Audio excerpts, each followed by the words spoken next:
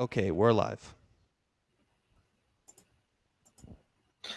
Hi, everyone. Welcome to the Wikimedia Foundation monthly metrics meeting. It's July 27th, 2017.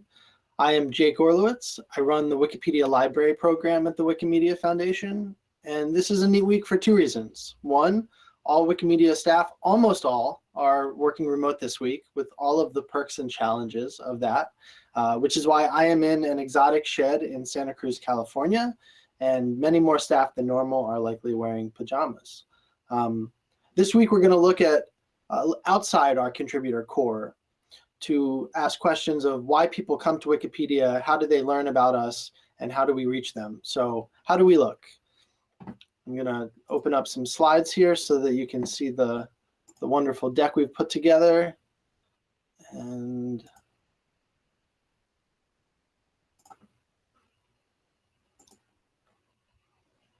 one of the perks of being remote is technical difficulties.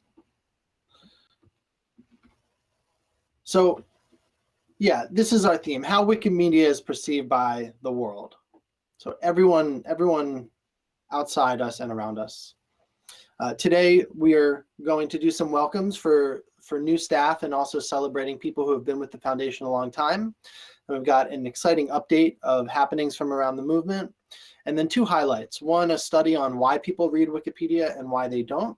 And two, a very interesting exploration of how we may be revamping the wikimediafoundation.org website. And then we'll end with some questions and Wiki love. So first of all, welcoming new hires. Sandra Fauconnier from the Netherlands, Crystal Steigenberger from Germany, Morgan Ju, who converted from a contractor in San Francisco, Cindy Ciccalese from Maryland, Dalen Maza from Florida, and new contractors Swati Goel from San Francisco, Sebrin Maisland from the Netherlands, and Katie Perry from Maryland. Kate Perry, I can't believe I just did Katy Perry. Kate Petty, I'm so sorry. I was like, don't do that, don't do that. And I did it. I'm sorry, Kate. I'll apologize to you in person. Also, some very exciting anniversaries. The biggest, Aaron Schultz is the winner this month with 9 years. Arthur Richards at 7. At 6 years, Michael Beatty, Jeff Green, Nicholas Lackstrom, Tillman Bear. At 5 years, the wonderful Lynette Logan. 4 years, C. Scott Ananian, Dennis Porter, Nick Wilson, Ty Flanagan, and Brian Davis.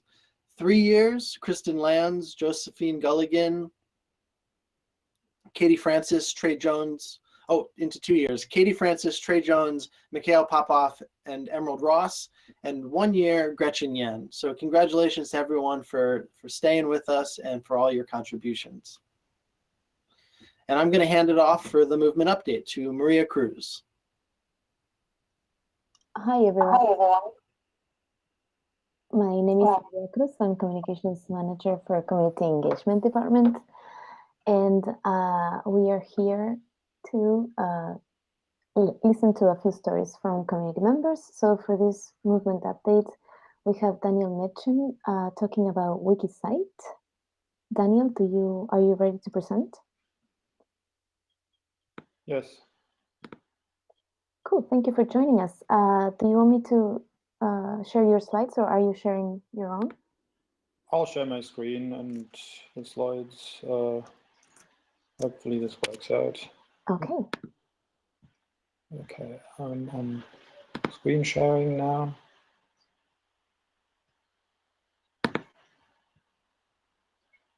Yes, can you see my screen? And then I'm going. No, I don't think we can. You can't. Well, then can someone just advance to slide 8? I can share the slides for you. Yeah, slide 8. The point behind WikiSite is it's the idea that as a companion to the sum of human knowledge, we want to build the sum of bibliographic data, that is the data about references being cited. And this project is called WikiSite. It is meant to handle the bibliographic data for all references cited across Wikimedia projects and possibly beyond. So that is references to books, to articles, also to data, court cases, patents, and all these kind of things. And what WikiCite does is we basically build data models for like a book. A book should have an author, it should have a publisher, a publication date, these kinds of things. It should have a title. And those things differ slightly between, let's say different books, different editions of the same book, or between books and articles, or articles and data and software and so on. So we're working on data models. We're using Wikidata as the backend where all these data are being stored. On that basis, we're building a citation graph between works, like if one book cites another book, or if one court case cites a patent, things like this. And we are coordinating this with external efforts like Open Citations and the Initiative for Open Citations.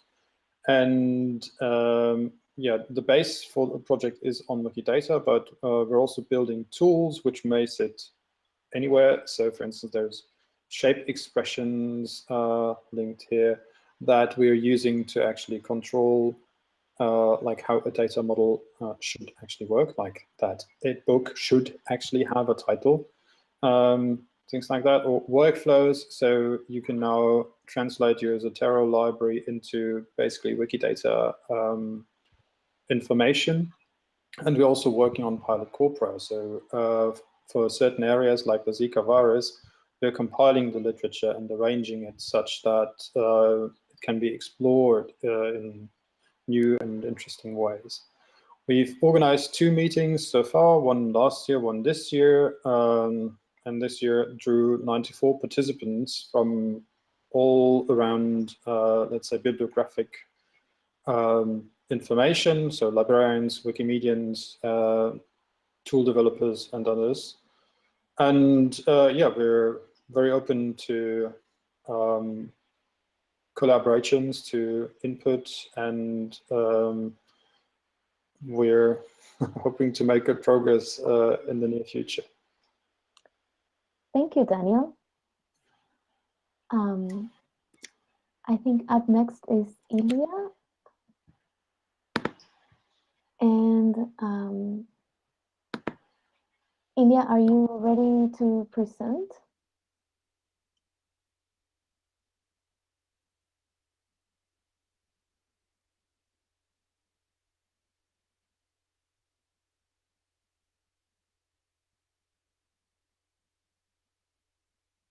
Ilya? The next story is about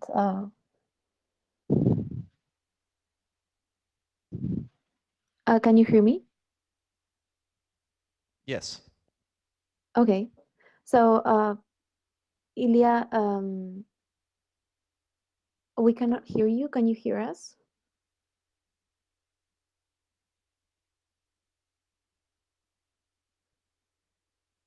So for everyone watching, the next story is going to be presented by Ilya Korniko. It's about Wiki, the photo contest Wiki Loves Earth. And we're waiting to see if Ilya can present.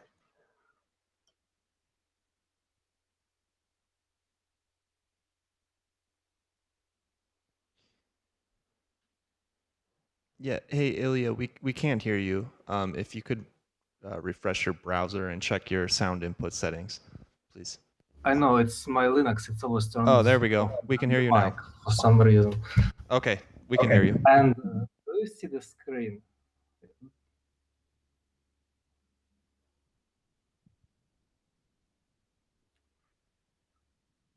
Okay, so idea was born in 2012, and in 2013, Ukraine was running the first pilot Wiki Loves Earth. It's a contest of natural photography.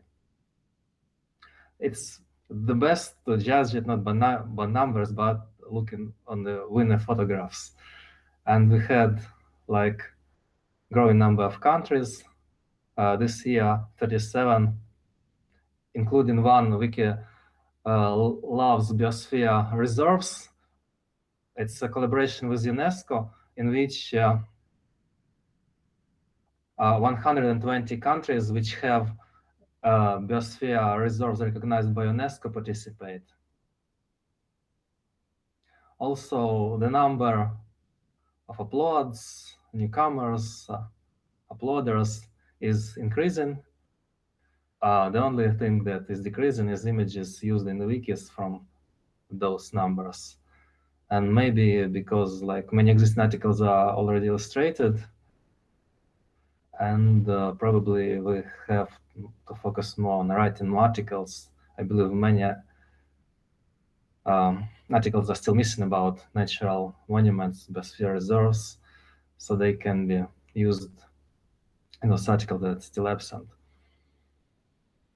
And by the way, in Ukraine, we are going to write articles about every monument. We have like collaboration with dozens of ecologists, and I think we can promote this around the world also. So, have any questions? I think that's all. Thank you for sharing, Ilya, about the Wiki Loves Earth photo contest. I'm going to leave this slide a little bit longer because I think I didn't share it in time.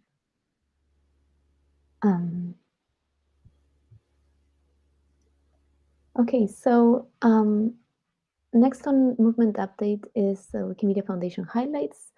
We have the abuse filter conversation is part of the anti-harassment tools project. The team has begun a structured conversation about the abuse filter tool on both Meta and English Wikipedia.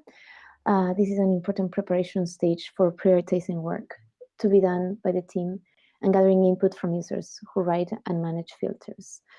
The developer relations team has finished a 3-week project to document and organize guidelines and resources around Wikimedia hackathons.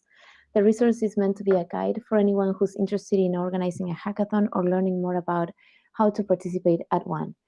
However, event organizers working on other types of events should find it useful as well. We published individual graphics about community engagement insights surveys to community. The report is still being finalized. Some data was shared with Wikimedia Foundation staff recently, and we will be hosting a complete presentation of the report to communities a few weeks after Wikimania. And finally, the Wikimedia Resource Center, we have, after processing feedback from community members, we redesigned the space and launched version 2.0.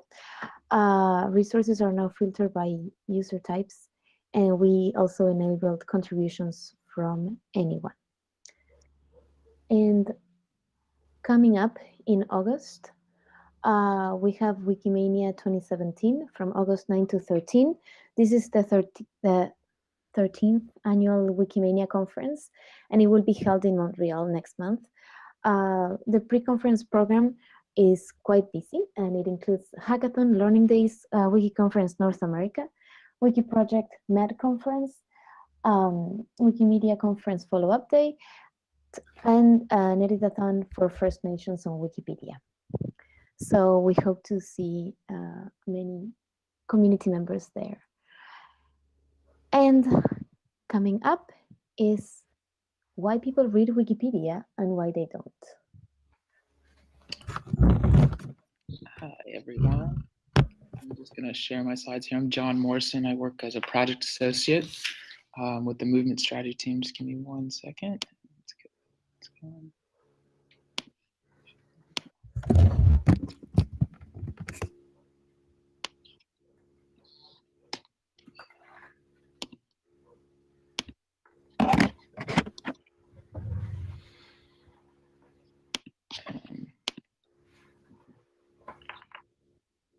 Volume up. Slides. Just trying to make sure here.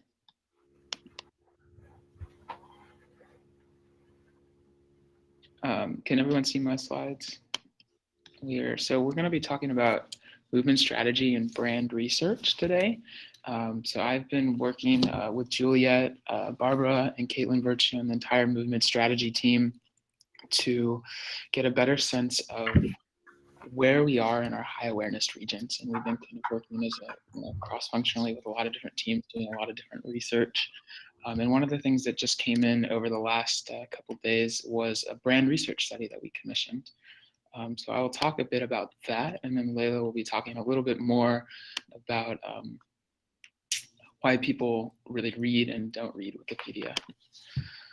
So I will switch to scope and methodology. So we commissioned a study, kind of thought about it for a little while, the movement strategy team, and really wanted to understand kind of Wikipedia's brand in high awareness regions. So regions where we either generate a lot of funding or get a lot of traffic and stuff of that sort. And we chose Wikipedia specifically because it's our most visible brand. And we're really interested, given kind of the limited scope that we had and the ability to do this, to understand what our reach was for Wikipedia. So we solicited some competitive bids from different sorts of market research firms, and selected a firm called Wellspring Insights and Innovation, who has been doing this type of research both in the public sector and the private sector for over 25 years. So we worked with him and selecting 7 countries to run a survey, a series of surveys in each of these countries, in the US, the UK, Spain, France, Russia, Japan, and Germany. Worked with the firm over the course of several months to kind of develop the survey and the questionnaire, and worked with members of the Wikimedia staff to kind of curate this questionnaire based a lot upon our past research from the New Breeders Program and phone surveys, and some of the qualitative design research we have done and ethnographics research as well, and came up with this survey and got it approved and worked with this small team. Released that survey in June and collected all of the data, and are just getting in the results in the last couple of weeks. I just want to speak a little bit to the methodology. We decided to do a non-probability kind of quota sampling at the recommendation of the researcher, which kind of gives us the best balance between getting kind of a representative, kind of directionally driven sample, and as unbiased as possible. It's not a probability sample, so we can't discuss kind of margins of error and kind of that type of stuff, but we can get really solid directional data, and it's a good balance between kind of cost effectiveness and trying to get really good information to kind of be actionable. And we chose ages 13 to 49 and kind of controlled by quota in this survey for age, gender, geography. And also split it up by generation, Gen X, Gen Y, and Gen Z. And we surveyed 1,150 surveys for each country from 4 independent online opt-in surveys, and it was administered online. So that's a total respondents of a little bit over 8,000 surveys across the 7 countries. All right, so I want to move to kind of very much stress that these are preliminary insights. We just kind of got this data about a week and a half ago. So it's a little bit like, trying to print something up for a king, as you can see in this image here, which I quite enjoyed trying to find on Wiki Commons. So we're kind of going to be doing serious analysis over the next several months and sharing this more widely. But we do have some kind of key, high-level insights that our researcher has been able to put together, and we've been able to kind of go through Juliet and Caitlin and the rest of the movement strategy team that I'll now chat about. But it is very, very preliminary.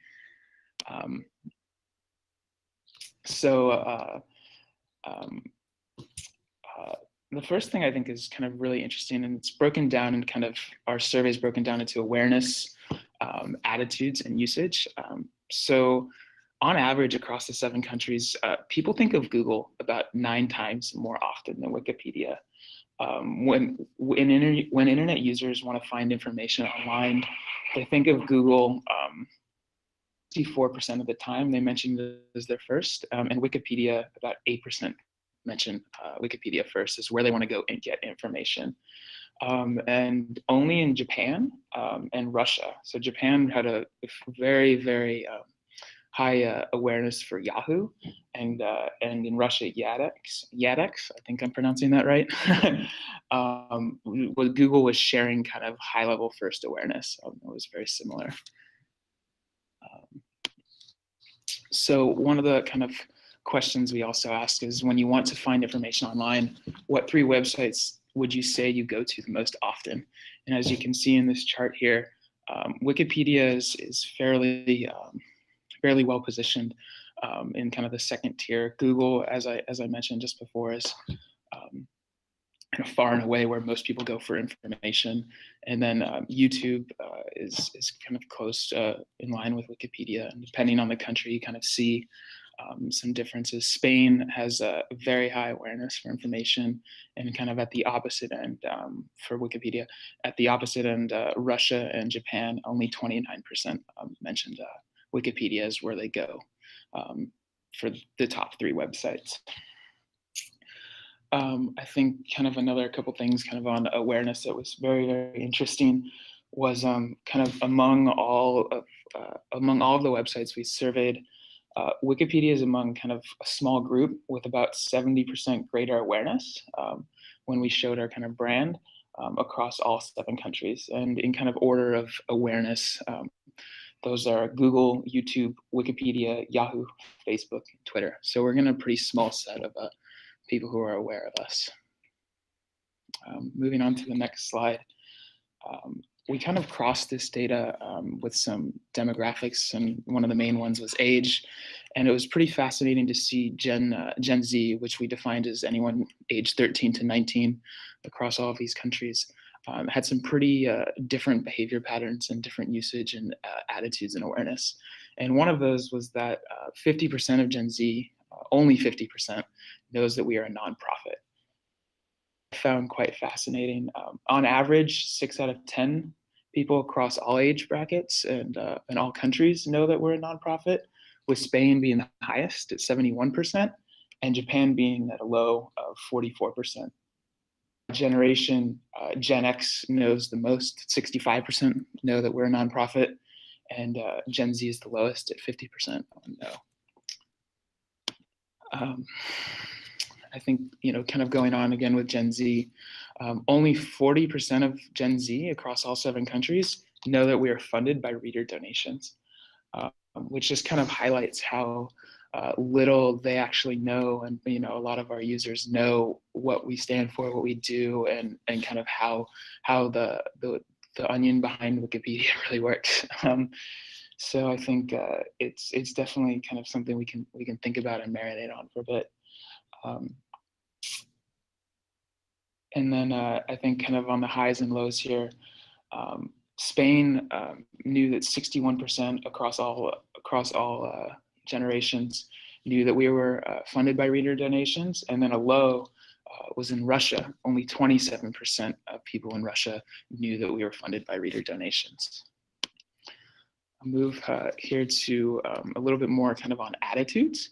And we kind of asked on a scale of 1 to 10, 0 being the lowest, 10 being kind of the highest. Please rate how strongly you associate Wikipedia with each of the following words or phrases. And this kind of gets at what's most associated with Wikipedia. And as you can see kind of on the top here, what we were most associated with was free knowledge for every person. And then second was useful.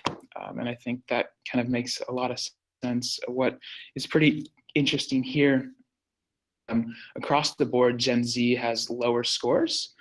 You can see kind of 8 all the way going down to 6.2. And then our researcher also highlighted, and we were kind of expecting somewhat that free of advertising would have been much higher than it is here. And kind of across the data, people, our researcher noticed that wasn't as important to people as useful or free knowledge for every person. The other thing our researcher mentioned in his kind of a 25 years worth of experience is usually for kind of their top 1 or 2 things. A brand has scores in the 9s, 9.5s or above. So overall, these scores are fairly low for a large brand like ourselves in Wikipedia. which, as we kind of further slice the data by demographic and income distribution and stuff of that sort, it'll be interesting to kind of see where all this stacks up.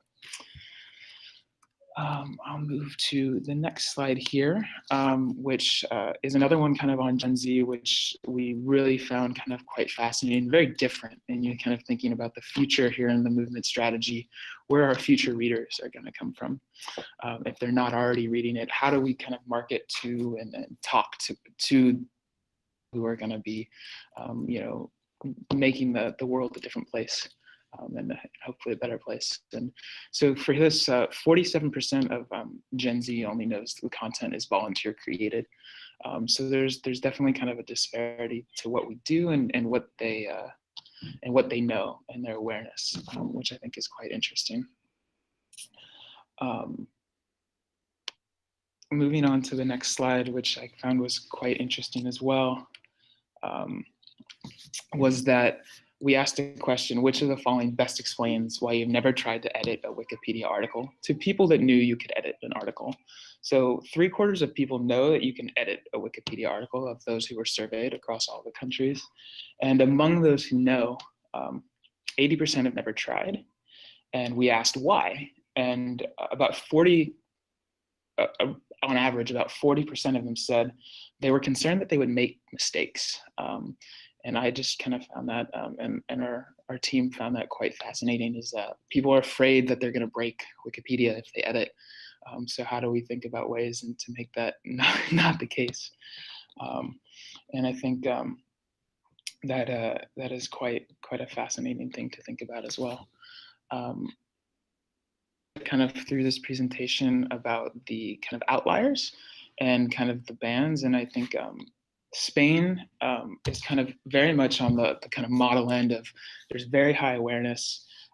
It's people really kind of know, compared to all of the other countries, what our mission is, what they associate us for, that we're a nonprofit, that we're volunteer driven. I think Spain was the most aware in kind of across the demographics of and stuff of that sort. On the other end, Japan and Russia have kind of very low awareness. Japan has a high usage of Yahoo, and a lot of people indicated that they were driven to Wikipedia from Yahoo, which was kind of unique, and kind of most people kind of mentioned Google. In Russia, across the generations, 74% access via desktop. So we have kind of a lot of data that we haven't quite been able to tap into yet around that information of what platform they use. We asked about Siri and Alexa, and there's a decent proportion of Gen Z that gets a decent minority proportion of Gen Z that gets their information from Wikipedia through that. So we're going to be posting this in the next, we have an executive summary up now, which is linked in this slide right here to go explore. And you can click on the explore for yourself once this is posted and go to that. We're also going to be posting all of the data and country reports in the coming weeks. Hopefully be kind of doing further presentations in the next several months in relation to the movement strategy, really kind of diving in and slicing this data and working with our product and tech and kind of across the foundation to use this for the future. I'm going to pass it on to Layla now, and she's going to talk a little bit about her research into why people read Wikipedia. Thank you, John. I'll be sharing my screen.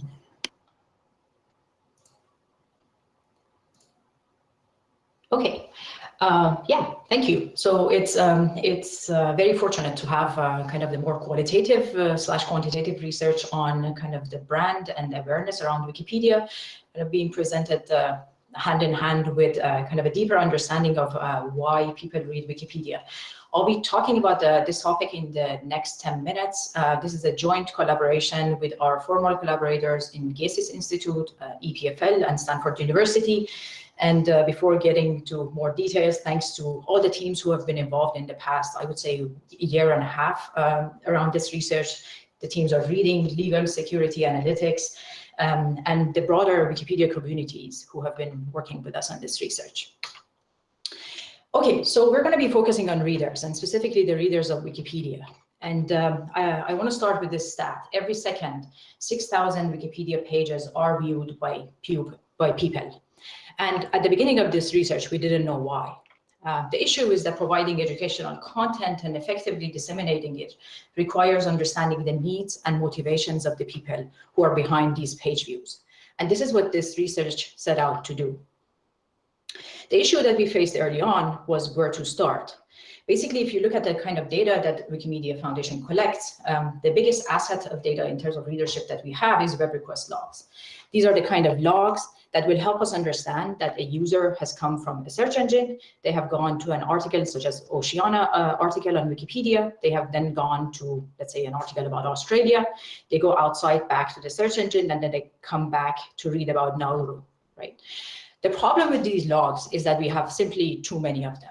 We have somewhere between 150 to 200,000 requests per second to our Wikimedia servers, and this data is being stored. We can analyze it. The challenge that we have is just that there's too much data and there are too many dimensions to look at if you don't have any clues about the users and the type of things you're interested in. So we started thinking about how we can address it, and we tried basically to address the issue of finding clues in web request logs by mixing web request log analysis with reader surveys. So the idea here is that we go to the readers of Wikipedia and we ask them some questions. And we ask them in ways that they can help us combine the survey data that we collect with web request logs to make sense of what we have stored in web request logs to try to help us understand who are our readers. Now, the issue with the surveys is that we don't know what to ask. If we knew what to ask, we could start already looking at the web request logs. So we started with the first survey, and the goal of the first survey was to build a taxonomy. Think of the taxonomy to be a set of questions that will represent the readers of Wikipedia. So this survey was a very simple survey. If you were on English Wikipedia, mobile or desktop, you would be sampled. And if you were part of the survey sample, you would receive one question. Why are you reading this article today? And you would see a box in which you could enter free-form text.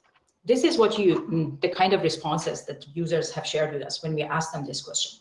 So for example, they say, studying for my med school test, I have previously edited this page. I have personal interest about conflicts in Middle East, so on and so forth. Now, the challenge that we have is that, okay, we have received these responses from people, but these responses are in free-form text. And what we need to go from here is to analyze these free-form texts and create a taxonomy, a set of questions that we are going to put in front of readers to help us understand them more. What we did is that we did a series of hand coding sessions, and we talk about this in the paper where you can read more about the setup and how we did them. But those series of hand coding sessions helped us narrow down the scope of the taxonomy to 3 major areas. We understood that when we ask people, why are you reading this article today, there are 3 kinds of information people communicate with us. They communicate the information depth or the information need they have when they are on a Wikipedia article.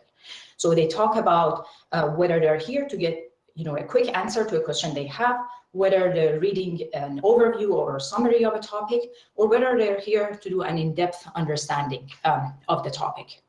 They also sometimes talk about their prior knowledge. They tell us whether they were familiar with the topic prior to coming to Wikipedia or they were not.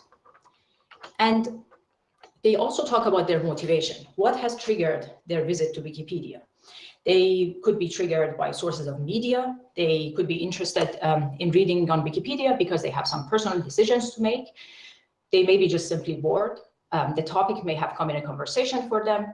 They may have a work or school related assignment, or they may want to know more about a current event, or they may just simply want to learn about a topic, and this topic may be of intrinsic importance for them.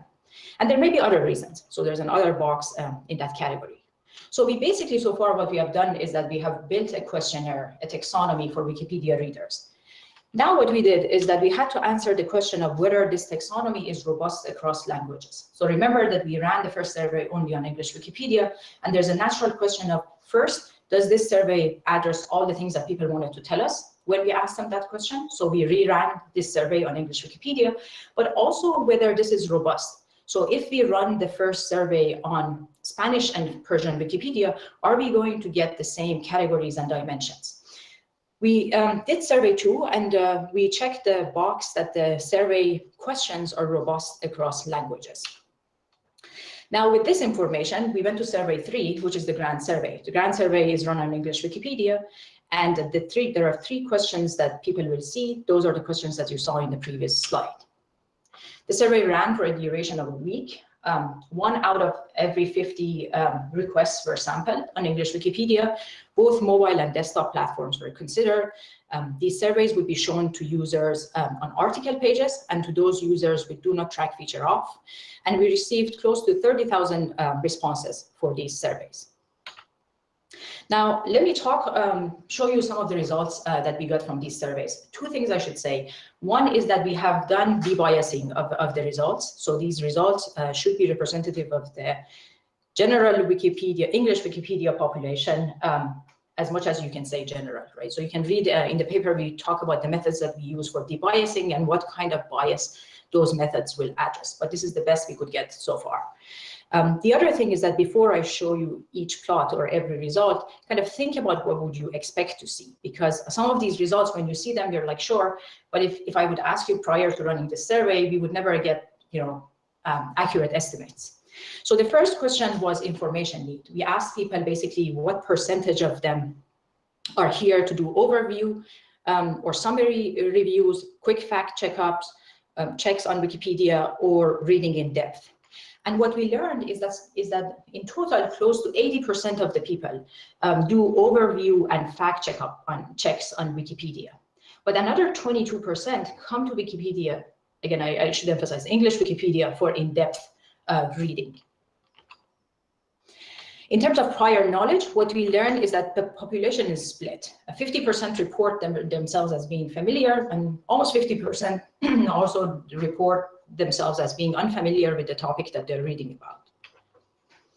What we also learned about prior knowledge by looking deeper in the logs is that users who report familiarity with articles and topics, they are users who tend to read what we call spare time oriented topics. These are topics which are around sports, 21st century, TV, movies, novels on Wikipedia. They read usually popular articles, they read longer articles. They also read articles that are central in the network. You can think of these articles as articles which are basically less niche. Now let's look at motivation. Here, the results are also very interesting. What you learn is that 32% of the people come to Wikipedia when their motivation is a source of media. They have watched a movie, they have read a book, they have heard something in the news, and they come to Wikipedia to learn more. This is amazing to see, because it's a great opportunity, and it's a great insight to learn that media still plays an important role for people's learning or curiosity and bringing them to Wikipedia. What is also really interesting to see is that the next biggest category is intrinsic learning. 25% of people come to Wikipedia because they want to learn, and it's important for them to learn. This is an amazing number to keep an eye on as we think about our users. And another interesting thing about this plot is that the drop is pretty gradual. You don't have any reason or motivation trigger which is so dominating compared to others. Now, let's look at what web request logs tell us by focusing on 2 motivation triggers. One is for people who come to Wikipedia to basically do a school or work-related project. What we learn about these users is that they read articles about war and history, mathematics, technology, biology, chemistry, literature, and arts. They generally read topics that are related to academics and professional activities rather than leisure activities. They stay longer on an individual page. They are more likely to use external search engines, both for coming to Wikipedia initially, but also within their sessions. And they use Wikipedia desktop version primarily for the activities they do. What we also looked into was the category bored and random. These are people who report that they're on Wikipedia because they're bored. What you learn about bored people is that they read articles about sports, 21st century, TV, movies, and novels. They read topics that are more spare time oriented. They spend only little time on individual articles. They come to Wikipedia more often, both within the survey session time, but also during the week that we studied the population. And they also switch topics frequently. They're more likely to use internal navigation as opposed to going to an external search engine and coming back to Wikipedia. So the key takeaway from this study, that basically, if I have one chance to have your attention and have you remember one thing, is that English Wikipedia is read in a wide variety of use cases. Readers differ in their motivation triggers, the depth of information need that they have when they come, but also their prior familiarity. And there is no single dominating use case for English Wikipedia readers. The next steps for this research, we are assessing the robustness of the observations that we have for English Wikipedia and the prevalence of the use cases of the taxonomy across 14 languages now. We have run surveys last month. We have received close to 250 plus thousand responses, and we are analyzing those responses now. We're hoping to share the results of those responses in Wikimania. Ongoing documentation is on Meta, and the paper on the English component of the study, you can read about it more, why we read Wikipedia, in the link in the slide. I'll stop here and I'll pass to Larissa. Thanks. Thank you so much. I'm going to share my screen really quickly. Here we go. Share.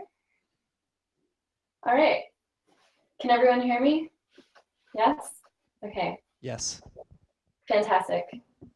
Thank you so much for having us today. I'm Larissa Berger. I'm a strategist and researcher here at Mule Design. Mule Design is just up the road from the Wikimedia Foundation office in San Francisco. I'm joined today by Erica and Maggie. You may have spoken with us in the last couple months. We've done a lot of projects with the Wikimedia Foundation in the past. The first project we did with you guys was policy.wikimedia.org, the policy page. We also did Wikipedia 15, which was a really fun project. I'm here today to talk about wikimediafoundation.org, which is our next project that, do you guys see my screen still or no? No, we just lost your screen share. Okay, gotcha. How about that? Yep, I can see that. Oh, present to everyone. There we go. Boom. Okay, awesome, great. So I'm here to talk about wikimediafoundation.org. Here we are in the project. You guys did an internal audit, and now we're in the discovery phase. I'll talk a little bit about what discovery is. So discovery is the first phase of work for any design project that we work on here at Mule. And in design overall, form follows function. So we begin with discovery to understand the functions necessary before we design or make anything. Ultimately, we're going to make a communication platform. So first, we want to understand what needs to get communicated with that platform. So for this phase of discovery, we interviewed staff and community, and we wanted to find out firsthand from people in their own words about the work that they do. And we found out it's much broader than just Wikipedia. We knew that before because of our other projects, but we found out about all of the amazing work that you guys are doing across disciplines. So we found out about Wikidata and the research happening with new readers, and we found out that you guys are really a global movement, unlike any we've ever worked with, and it's amazing. And basically, through this work, what we're looking to do is to find out what the information is that we want to communicate and the different structures that it takes so that we present that information as authentically as possible. We also interviewed external audiences so that we could discover their behavior patterns and get a better sense of how we could piggyback different conventions and patterns.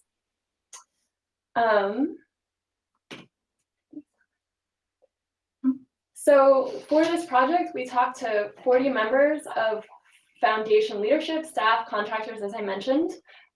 We also conducted a comparative review, which I'll jump into a little bit later. And lastly, we reviewed the current site and some select pages on Meta. We did not get through all of Meta. And at a really high level, here's what we learned. Like I said, you're doing work relevant to the whole world, and there are many channels of communication. The key audiences we identified for the Wikimedia Foundationorg website are the general public, potential donors, and this includes people who may have never given money to the Wikimedia Foundation yet to date, because they don't necessarily know about the work that you guys are doing. Press, job seekers, volunteers, and this includes editors, but also includes everyone who gives their time, helps put on events, contributes content to Commons that we've seen in the slides today. And also partner organizations, so Ford Foundation, EFF, ACLU, all these organizations who are doing similar work that can partner with you. And what we found overall is that there's a huge need for accessible communication about the work.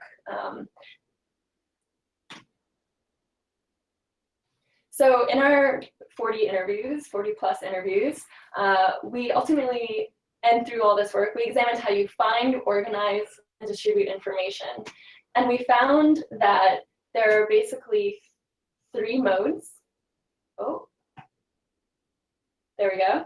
There are 3 modes for sharing information, and they're kind of conflated in one medium right now in Wiki, but there are 3 characterizations to the kind of communication you're sharing. So sometimes you're documenting, and you're really good at this. You have a whole encyclopedia to show for how good you are at documenting. And just so we kind of establish some first principles, the goal of documentation is to create a shared memory of the work. And really, really great documentation also enables people, other than the people who wrote the documentation, to continue that work.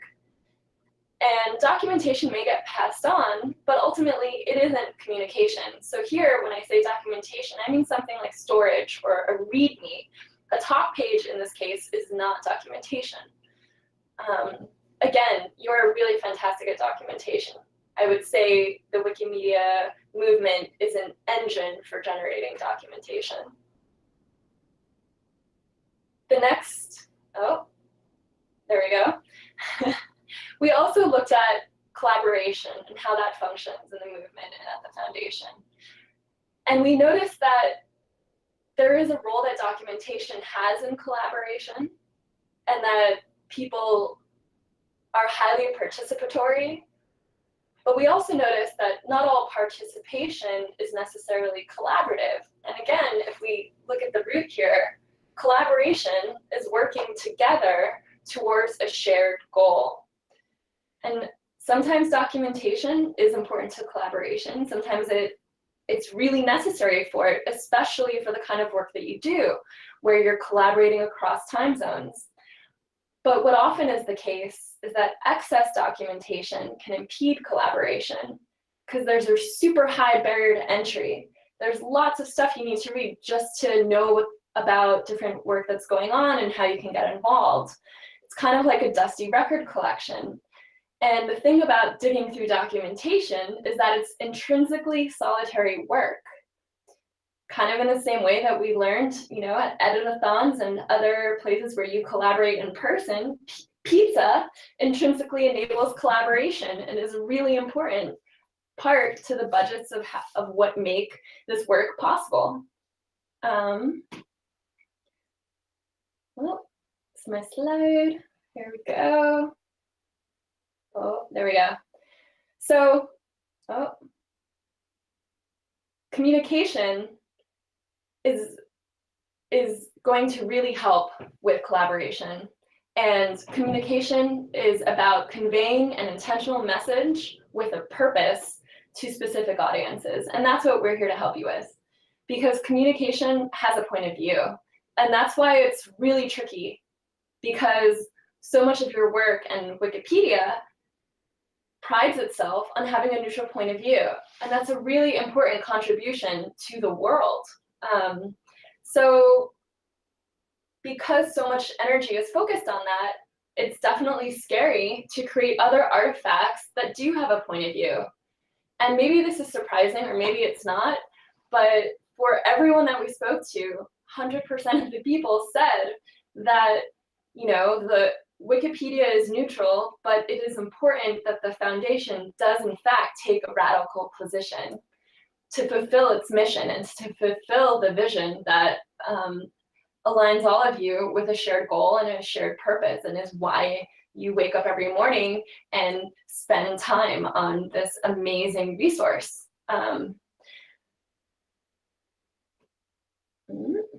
So again, just to reiterate, documentation and collaboration are no substitute for communication. You achieve a very high level of transparency, and overall what we observed is that people often think that the work itself will communicate for them, but again, documentation is not a replacement for communication. So we found while there's a really high level of transparency, there's a low level of visibility. So the Wikimedia Foundation website that we're going to set out to design as the next phase of work, we found that it does really have a job to do that's not being done by anything else right now. And that's so exciting for us. And we're really excited to work on this with you and collaborate. Right now, this page, the Wikimedia Foundation Wiki, it looks like another page of Wikipedia.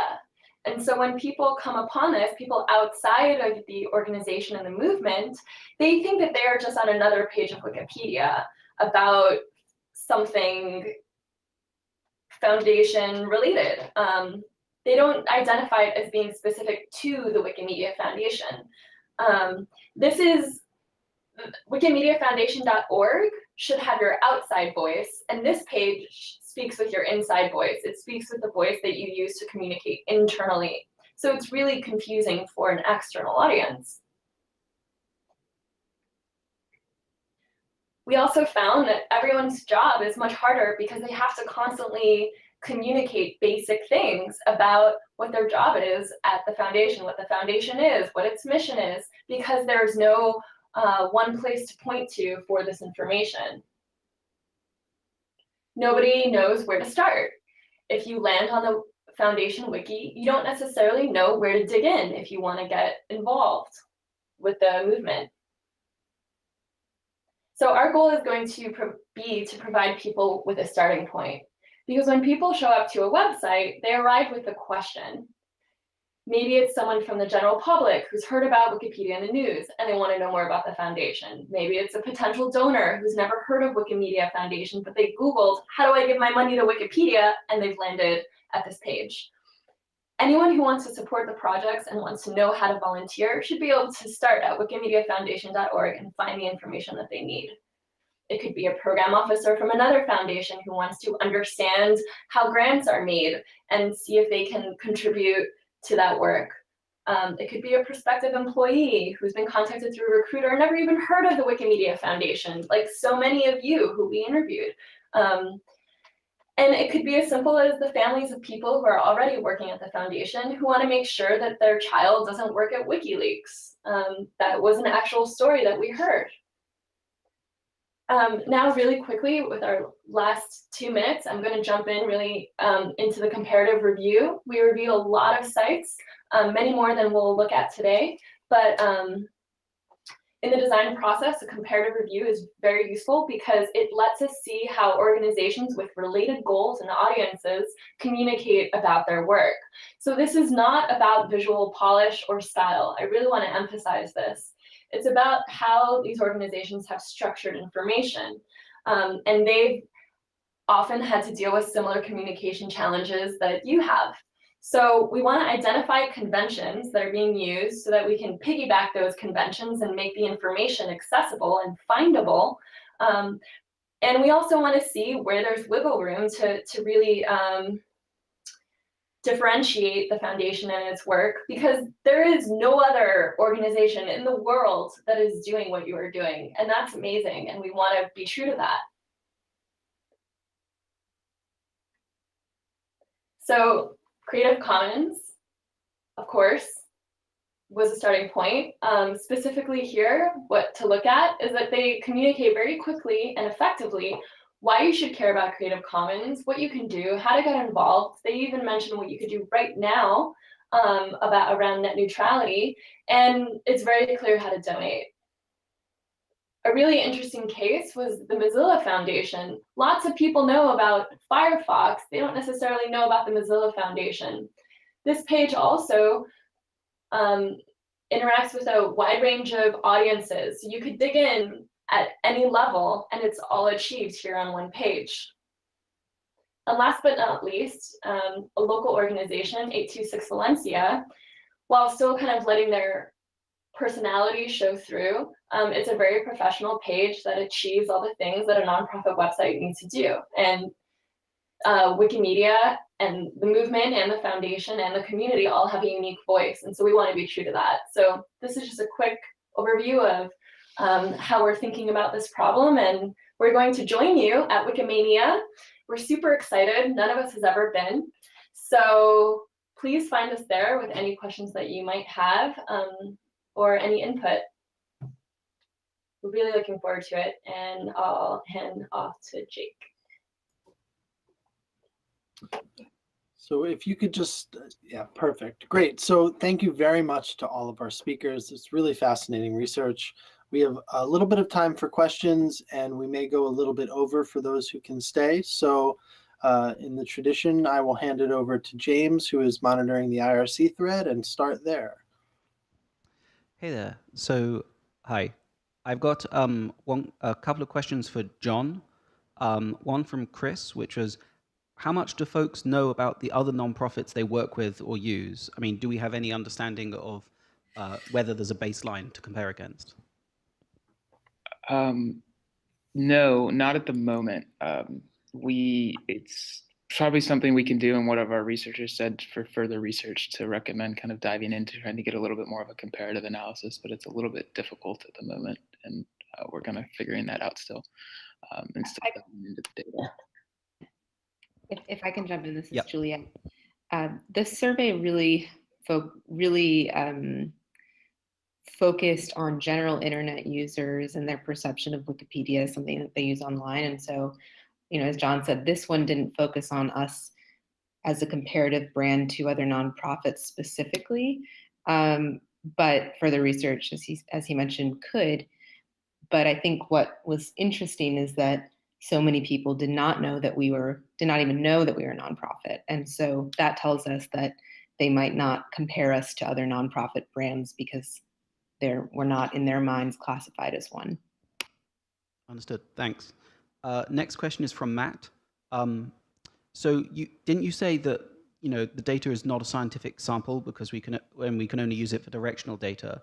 And given that, is there enough science in the study to draw finer distinctions around like 8.0 versus 8.3, that kind of stuff? Julia, do you want to take that? You want me to do it? Sure, I can take that. Yes, this was intentionally a non-probability sample, and the reason for that, there were many reasons for that, including that it would have been outrageously expensive in working with this consultant to do that. And so you can't talk about margins of error with this data. I think the point about kind of 8.0 versus 9.0 on those word associations was an insight that we learned from our research consultant, who again brings 20 to 25 years of experience on this. And in his experience, he had not seen this. In his experience, typically brands had higher association in the 9.0 range with certain words. And so that was really kind of from him, but it's not, as you mentioned, a scientific study. And we made that decision also after receiving feedback from internal stakeholders and speaking with various people in product and communications, and realizing that a directional study would give us the information we need to make general decisions, and that we wouldn't need to go and do this more complex and very expensive study. Thank you. And yet another one for John, sorry. Right. Where do we want our awareness of brands to be? Oh, sorry, not for, yes. I can imagine that we want 100% of respondents to know Wikipedia is written by volunteers, but do we also want to know the same ratio for knowing the foundation exists, that it's a nonprofit? You know, what are our objectives around that? I think, and Juliet, feel free to jump in when you want to.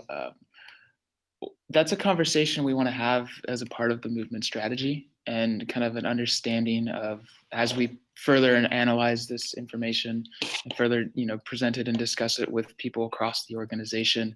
Kind of, we're going to have to start assessing and making those decisions based partly on this data and potentially on more studies. Juliet, did you have anything else to kind of touch on that? Yeah, I think that's right. It's something that as an organization we need to decide. And, I know that this research is built on some existing research, but in many ways it's a starting point for understanding where we sit as a benchmark, as a brand, and it'll give us a lot of information to have informed discussions about that. And I know that the communications team has some work in this area planned for the next year. But I think we need to really discuss and do more research to understand what information is critical that people know about our brand. Is it critical that they know we're written by volunteers? Is it critical that they know we're nonprofit? One of the most interesting insights is that people didn't care as much as we might think they care that we're free from advertising. So yeah, it's a discussion, and we need to really figure out what are the most important things that we need people to know. Great question.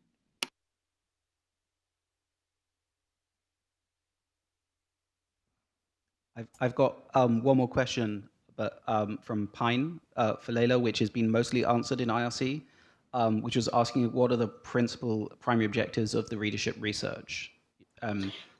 Yeah, I can address that really quickly. So basically, depends. It may depend on who you ask. If you're asking about the reader research, why we read Wikipedia, what we did there, the primary goal is to understand readers. As Dario mentioned in IRC, there's no way to have an informed set of products, features, understandings, programs to be built for people who we don't know much about. So that's basically understanding readers is the goal of that program. I'll stop here. Thanks.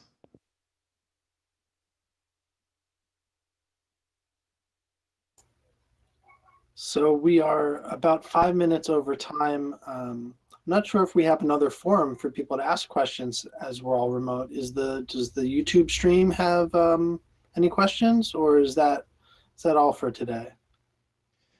I don't see any questions in the stream, but I'm scrubbing through right now. And okay. Yeah, it looks like there were some questions in the stream, but they were answered in the stream thread. Great. And if you have questions, feel free to ping people and follow up. Everyone's excited about the work they've been doing and wants to talk more about it. We like to end with the opportunity for Wiki Love, which will be a little more difficult in this format. But if there is anyone who wants to call out and appreciate someone else in the movement, something that they've seen happen, now is traditionally the time when we do it. And if that's not possible in this format, then I'll just share a little Wiki Love with everyone and appreciate all the great work today from our speakers. So Wiki Love will be possible. We'll just have to wait about 60 seconds for the people to see that in the stream. Got it.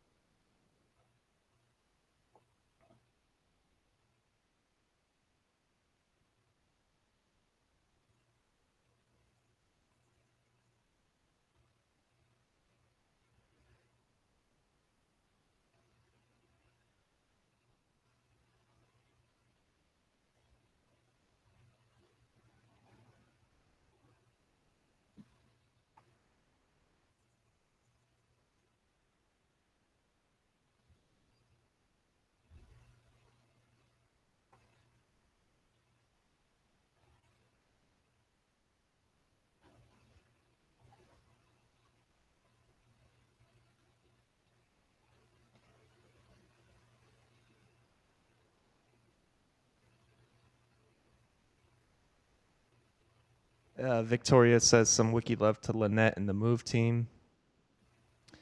Zach MC says wiki love for Ellie and everyone working on Wikimania.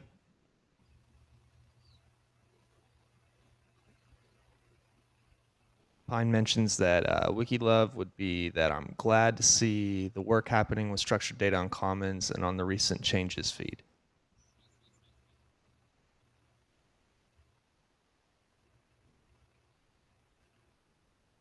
More wiki love for Lynette and Robert for their work on the Move. And Edward is very glad that Wikimedia Foundation.org is being redesigned. Thank you for doing that work.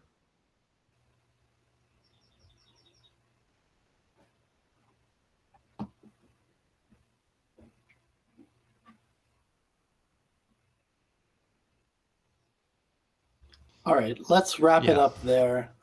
Really just packed metrics meeting, so much good stuff happening. Thanks for attending. Thanks for speaking. Thanks for all the work everyone is doing around the movement and at the foundation, and enjoy the rest of your day or evening.